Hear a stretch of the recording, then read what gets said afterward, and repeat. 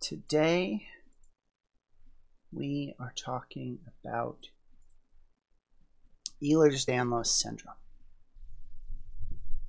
very specifically.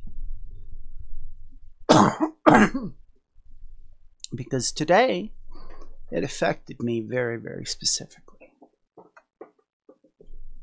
So while I am broadcasting this live on Twitch, I intend to record it, perhaps add some more clips to it later, and share this with others who both have the condition as a means of connecting with each other and sharing my experience, finding other people who've had the same experience, and as a means to inform people who know nothing about the condition. And finally, as a means to vent about the frustrations that not only the condition gives me physically and mentally, but the frustrations that it ends up giving me.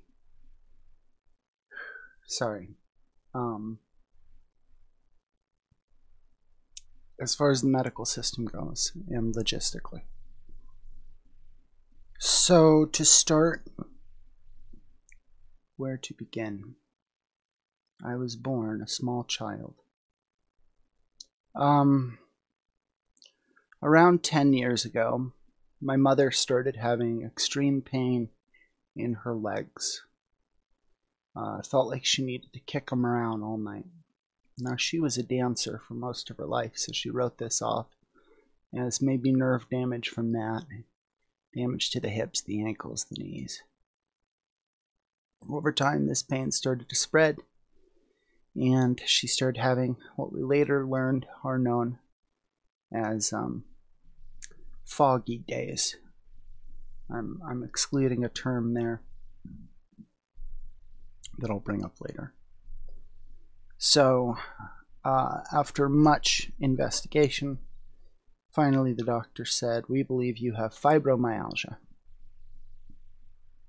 which includes a lot of nerve pain, can sometimes include digestive issues, and can sometimes cause neurological issues, make it very hard to focus and concentrate, which are known colloquially as fibrofog. So she began investigating online and talking to others who had the condition and commiserating. And then one day, I felt like I had the flu. And it just didn't go away. And I wasn't sick, but I just ached and I was tired. It took more energy to do anything. A can of soda weighed like a 2-liter of soda to bring it up to my face. I like to call them now high gravity days. I feel like Goku in the gravity chamber when he's turned it up too much and he's just laying on the ground like, oh no, what am I gonna do? So my mom started saying, maybe you also have fibro. So I started going to the doctor for pain in my lower back and hips at the end of 2016. Reflecting on it now, I've had pain, nerve pain in my lower back as far back as when I was 13 years old. I didn't know what it was. I didn't know that it was nerve pain. I thought I had a bad mattress, and I was just sore. And we got me a new mattress, and I was just still sore all the time.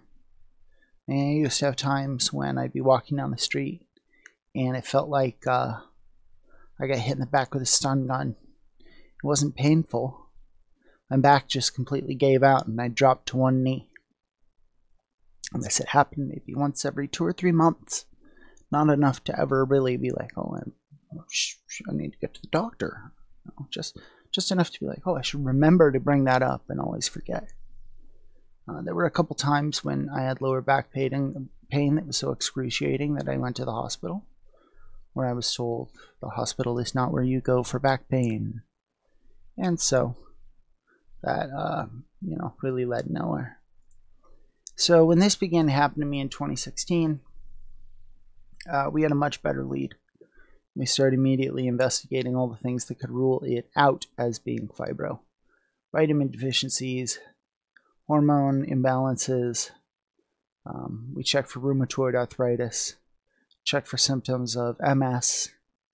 We checked for, if you have a name for it and a test for it, and Arizona State Medical Insurance will pay for the test, we did it. And then the doctor says, clearly you have fibromyalgia. So, Chapter 2. Fibromyalgia does not have a cure. Fibromyalgia is a... sorry, I'm going to disable chat just for a minute, guys. I'm sorry. I want to get through this and explain everything, and then we can talk about it in a minute. So,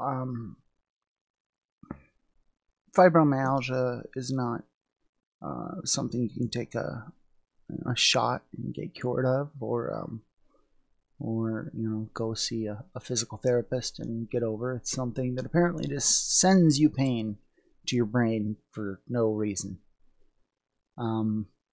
Great. Cool. But you can learn to live with it. Okay. Well, that sucks, but some days are worse and some days are better. Well, this just gets worse and worse and worse. And I do more and more research on fibro, and I become of the opinion that fibromyalgia is not a cause of the way I feel, but it is a word used to describe the entire set of symptoms of individual ways in which I feel. I feel this pain in my legs, I feel this pain in my back, I feel these issues with my stomach, I feel distraction. We call that set of symptoms fibromyalgia. We do not call the thing that causes those fibromyalgia. So what is it that causes those? So again, we continue to investigate, and every single test you can imagine comes up, well, we just don't know. They did find that I had, I'm not going to say a crushed disc, but I think that term was used at one point, but I think it's a disc that's just a little squished. L4, L5. I went to 2 separate surgeons because I was in such pain that when the first surgeon told me it was not bad enough to require surgery, I said, screw you, I don't believe you, I want to die, I hurt every day, take me to another surgeon, you must be an idiot. The other surgeon looked at my MRI and my x-ray and says, this doesn't look bad enough to cause the pain that you're in. So it starts getting so bad that I have to start making visits to the hospital every now and then. I've also had issues with mental health my whole life, and that will intersect with this story in a more important way later. But in the way it is important now is that pain is when it's not coming from touching an object where you can simply remove your hand. When it's coming from something that is inescapable, pain becomes a mental game. How long can I endure feeling this? Can I continue to do the things I want to do?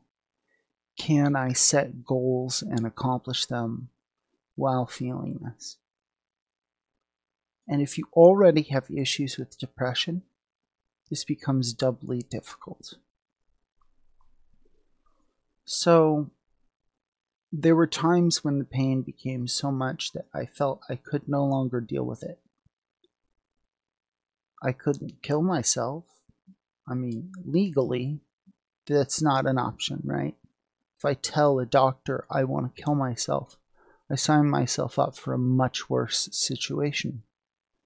So I have to go to the hospital and tell them I feel such excruciating pain as to come so close to the concept of wanting to kill myself that I must come here.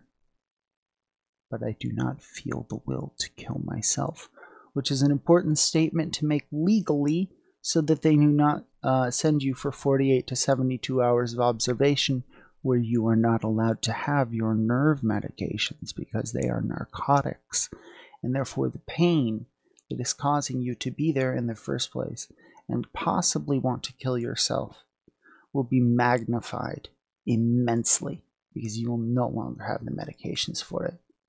If you go to a place that is supposed to stop you from wanting to kill yourself from the amount of pain you're currently in. A little bit of a catch-22 there. So you say,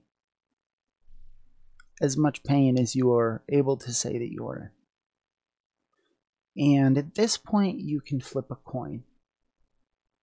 The doctor at the hospital will either consider you hysteric enough to give you something that, like Valium, that may both calm you down and relax your muscles, which is excellent.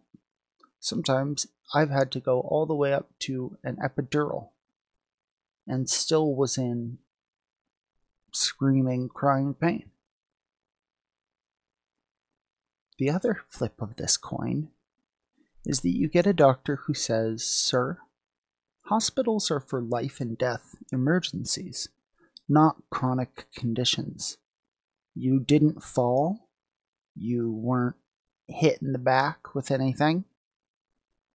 Here's some ibuprofen 800 and a referral to a physical therapist. Ask your primary care physician about going to a pain management facility." For this heads or tails, you will lose about 6 hours of your day.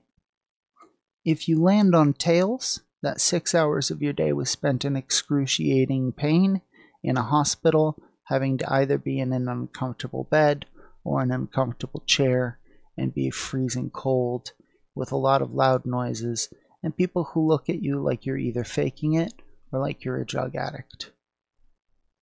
Fun. Meanwhile, you're last on the list because you're not bleeding or missing any limbs. Today at the hospital, I was literally told the same thing.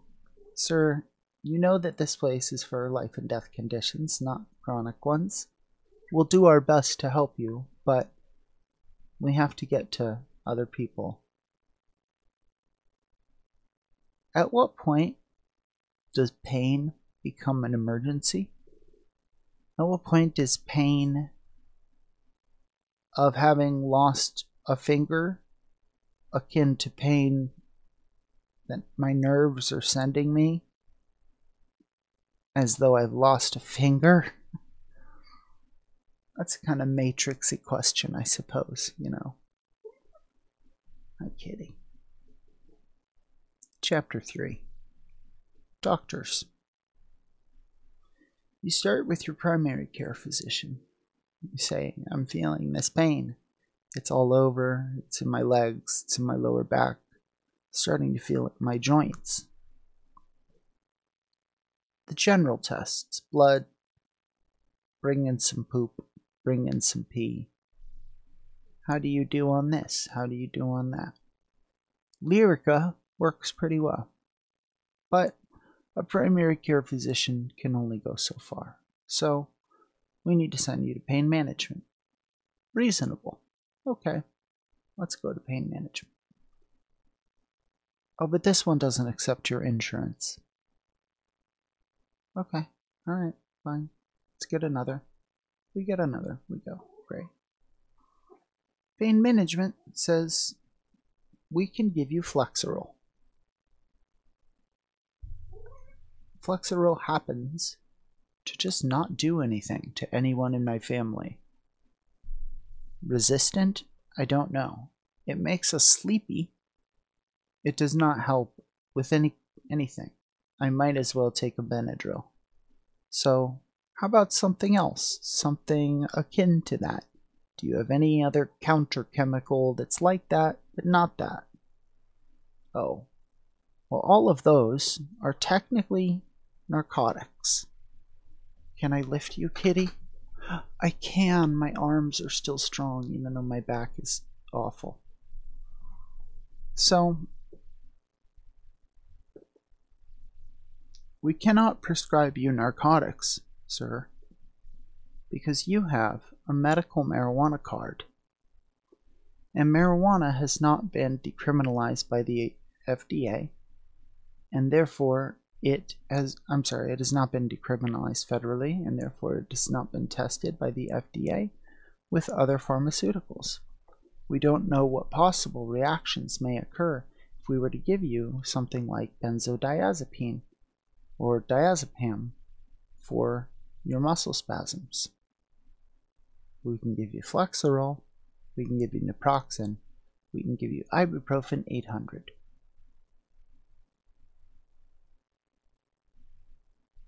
Cool. What are we on? Chapter 5? Chapter D. Chapter E.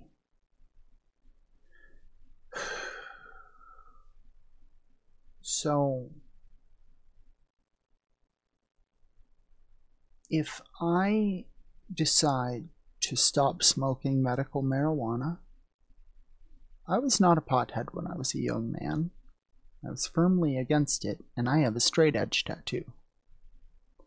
I had tried nearly every antidepressant and anti-anxiety pill there was from age 13 up until 26. The first time I actually tried marijuana as an anti-anxiety medication. And it worked.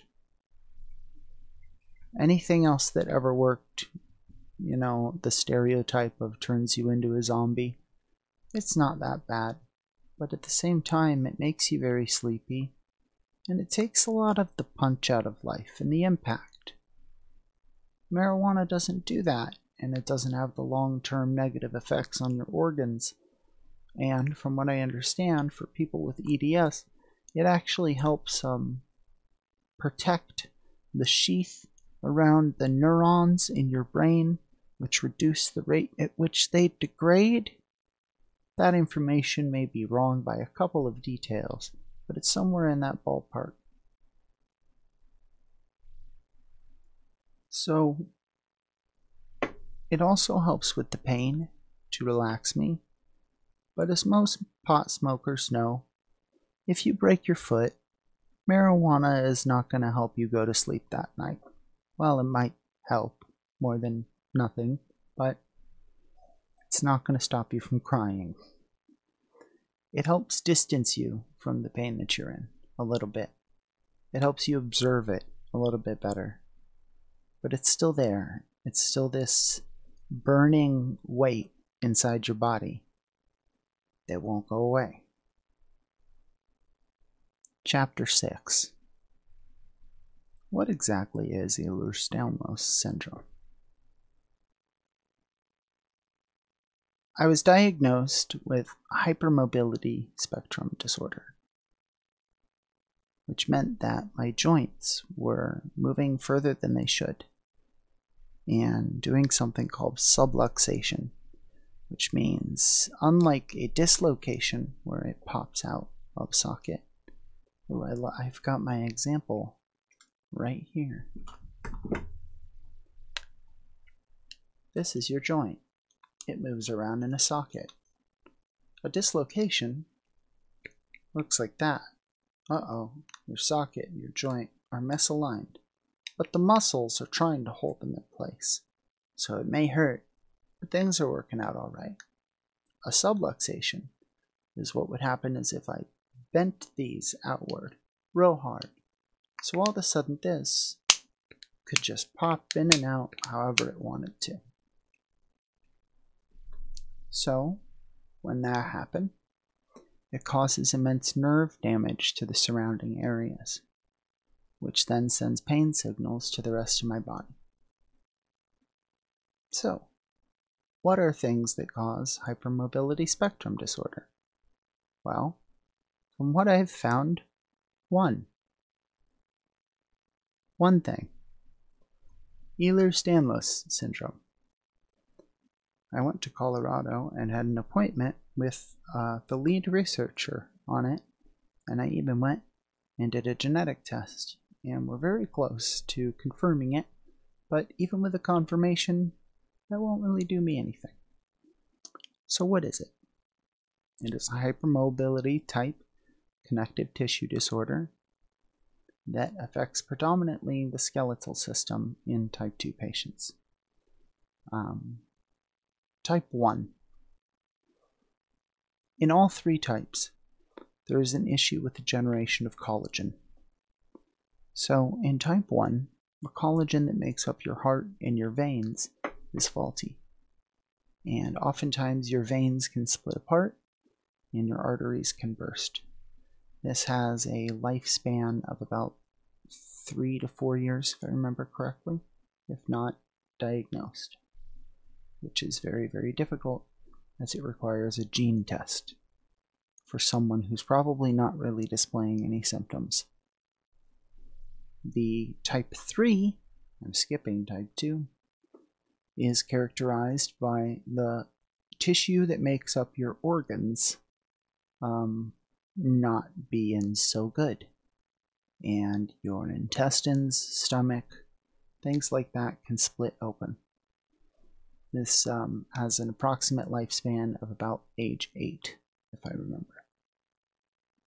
EDS type 2, the non-lethal form, primarily affects the skeletal system, and it's characterized by loose joints and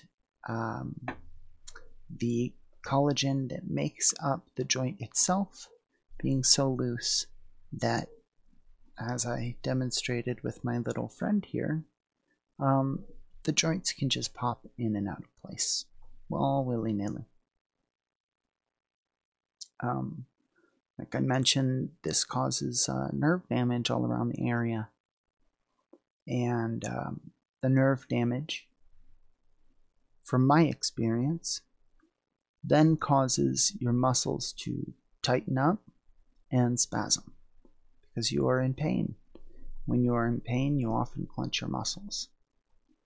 And the clenching and the pain will often then cause that subluxation. Remember when I discussed how if you dislocate it, the muscles can kind of hold it in place? Well, if the joint is too loose, the muscles can now push it in and out of place as they spasm and as they hypertense, and it can hypertense with it out of place.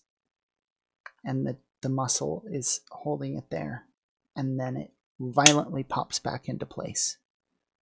And these are things that I can almost manually do to myself now. I've learned which of my joints are the worst and which ones I can do that with. There's a joke people have. Before I show you that, I guess I should show you this small meme here, if I'm able to click on it. I like to keep these here on my stream because I like to explain to people what this is all the time.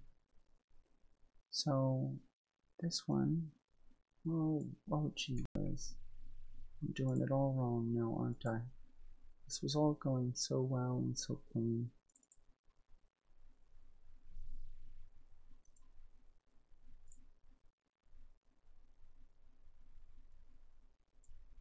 Okay, well, maybe I should just give up on that for a moment. I can do this. I can fit to screen. There we go. So of course this is in reference to Ehlers Danlos syndrome type 2. And you can see all the joints are just, as I like to say, having a good time. Having a good time. And nothing's going to hold them down. So that's that. And the other meme that I like to share with people is this one, the Ehlers Danlos syndrome gang sign, which I will show you right now. One of the things they do when you go in and they want to see if you are potentially a candidate for Ehlers Danlos syndrome is have you do these things. Can you take your finger and bend it backwards 180 degrees or more? Can you take your thumb and touch it to your wrist? One of the others is if you are able to touch your toes. And then, of course, my very special trick that I used to love freaking out all the girls with when I was a little kid, which was when the teacher would say, "Did you know you can't lick your own elbow?" I beg to differ, as I am able to basically just force my shoulder joint so far backwards that it brings my elbow right next to my face. So I just wanted to give a general explanation. If anyone in the chat has any questions that they can think of, this would be a good time to kind of post them so I can think about how to answer. But otherwise, you know, if nobody has any questions, that's fine too. I kind of want to continue to make posts as I go through this. I mean, this is something I've been going through for 4 years now, almost 5. And a lot of times when I feel at my worst, I shut down. And I don't want to do anything. And I don't want to show people how bad it hurts.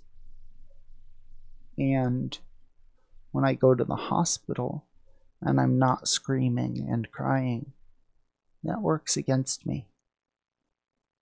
I could be crying right now, but that would be both embarrassing and it would seem attention-seeking, wouldn't it? So I'm just going to hold all that in and pretend that I'm not in excruciating pain.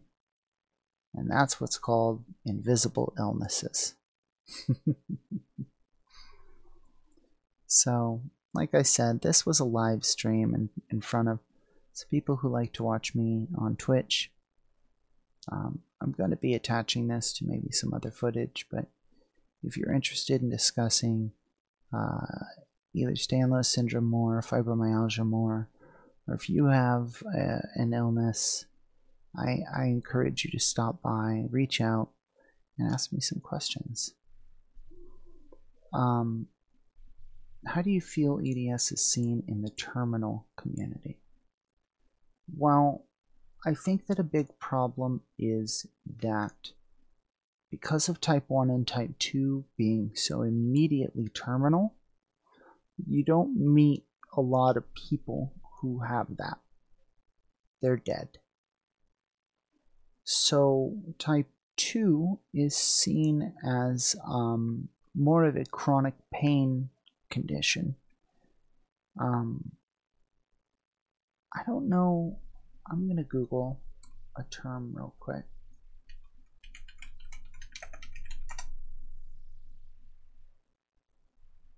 Again, excuse the not totally prepared for everything format. Like I said, we kind of do a live thing around here. So I wanted to look up the phrase terminal pain. And I don't see that it pulls anything up immediately. But it does immediately bring me back to the note I made about the concept of mental illness and how it ties into the physical illness. I also briefly mentioned that were I to check myself into somewhere that could manage my mental illness and if I were to say, I want to kill myself, I'm in so much pain, I choose death. I would be taken somewhere, and for 48 to 72 hours, I would not be allowed to have any of the medications that give me relief from the pain that I am in. And that is a torture worse than anything I've ever been through, aside from perhaps today's unique pain. That makes the concept of wanting to tell anyone that I may have suicidal thoughts more frightening, perhaps even, than the suicidal thoughts themselves. Which is a new kind of danger, isn't it? Because I've always done the right thing. Anytime I've been at that point, I've reached out. I've told every friend I have, every family member I have, I'm having these thoughts. I need help. I'm not asking for someone to dig me or to pull me out of a ditch. I'm asking for someone to show me why life is so worth living that I should stick around through this. And sometimes it works. And sometimes it doesn't. And when it doesn't, I've done the right thing again, and I've checked myself into places.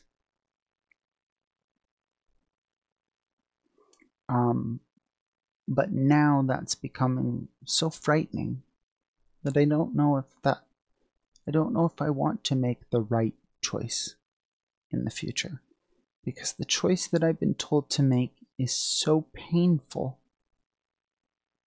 I cannot imagine someone would say, in order to get this medicine, just crawl across this bed of barbed wire. It's very Saw, you know.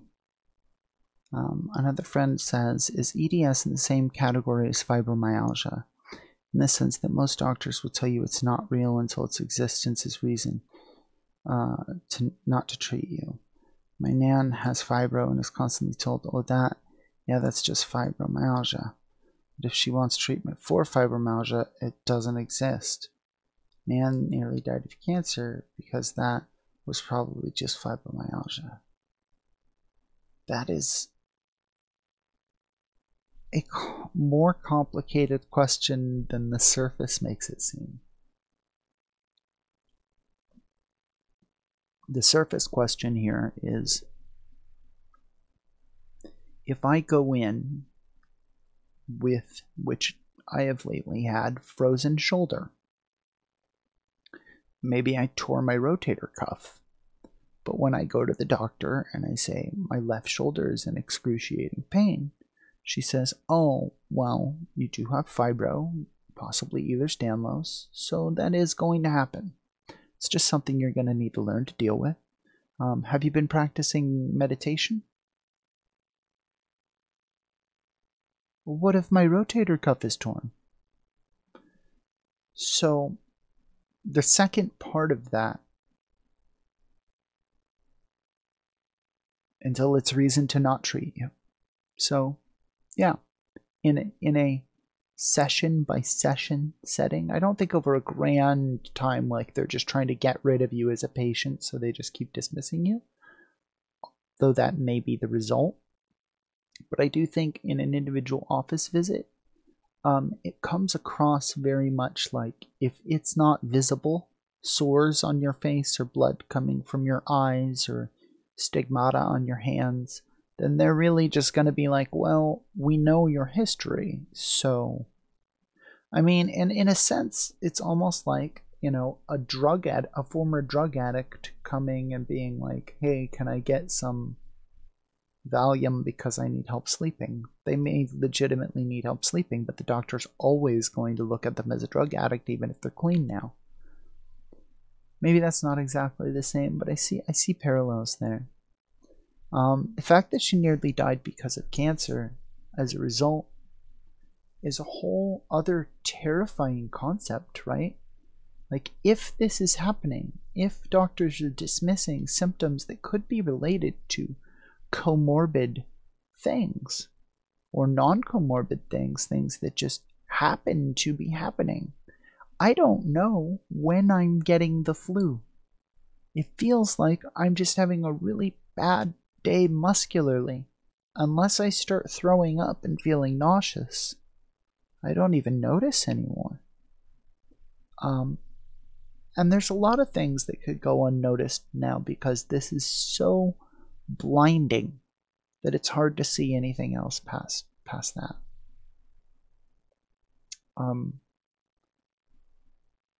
I think there was something else I mentioned there, but now I'm not really remembering what it was. Comorbidities. Comorbid with Ehlers Danlos is MCAS. Look up the actual definitions.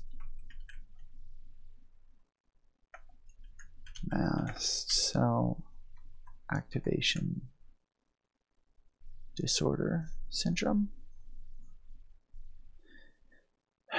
is an immunological condition in which mast cells inappropriately and excessively release chemical mediators, resulting in a range of chronic symptoms, including anaphylaxis or near anaphylaxis attacks.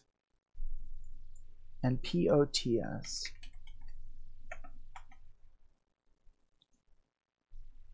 postural orthostatic tachycardia syndrome, which is a condition that affects circulation.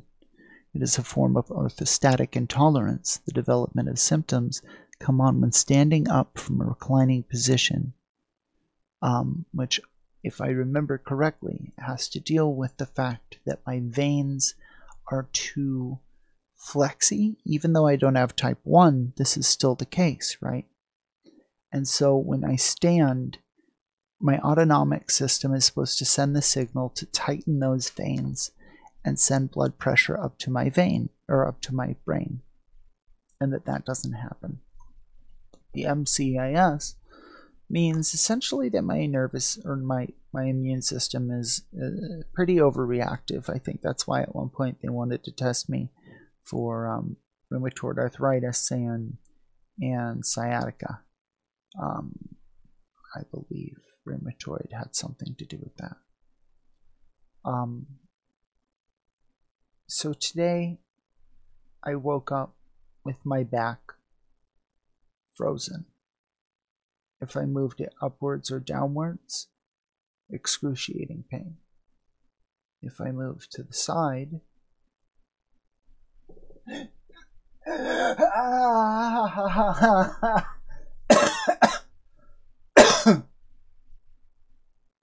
that's my range of motion. So I'm mostly moving by turning the chair. This is after taking a Valium and a tramadol. I'm able to calmly talk about and smoking marijuana.